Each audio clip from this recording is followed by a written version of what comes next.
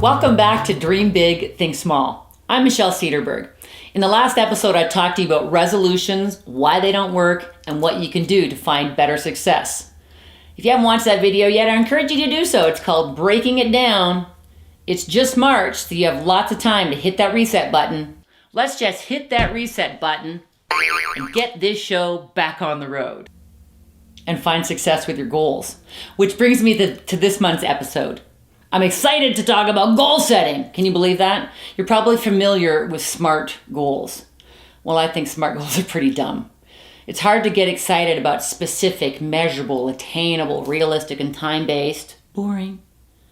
It's good in theory, but really quite uninspiring. And if your goals mean anything at all to you, don't you want to wrap them in possibility and excitement? I think you do. So here's what we're going to do. I'm going to share with you a method of SMART goal setting that I learned while I was doing my training as a certified professional coactive coach. We're going to add some art to your SMART, and we're going to start with the end in mind. So time-based goals are practical, and it's not necessarily a bad thing, but I'm going to ask you to set those aside for the moment and make that first T thrilling. Thrilling! How can you refocus your goals so that you get so excited about them that you can't wait to get to them every single day? That's worth thinking about. Now the next R, realistic. Really? We're dreaming big here. So let's focus on resonance. What do you need to do with that goal to make it meaningful to you, to make it vibrate in your body and it says, this is all about me? And the A, this is an important one. Instead of attainable, are you kidding me? Let's stretch it a bit. Accountability is going to make any goal happen.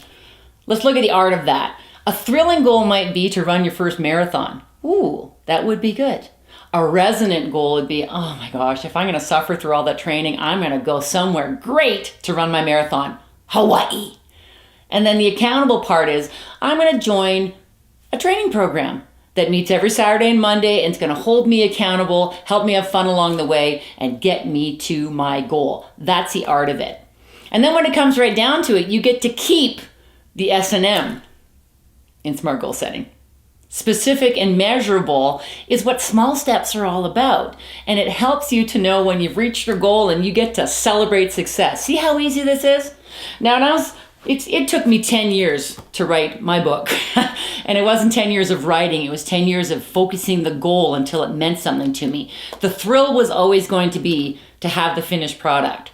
The resonant piece was finally getting a topic that meant something to me. The accountable piece was my book group that held me to writing those pages and getting that proposal done. And from there, my publisher held me to how many pages and when we needed to get the book done. Big. 10 years within 1 year. Energy now!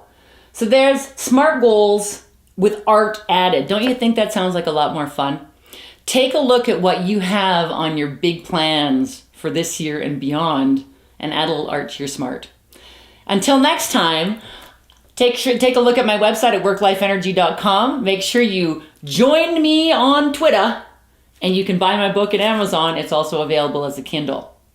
Dream big, think small. I'm with you.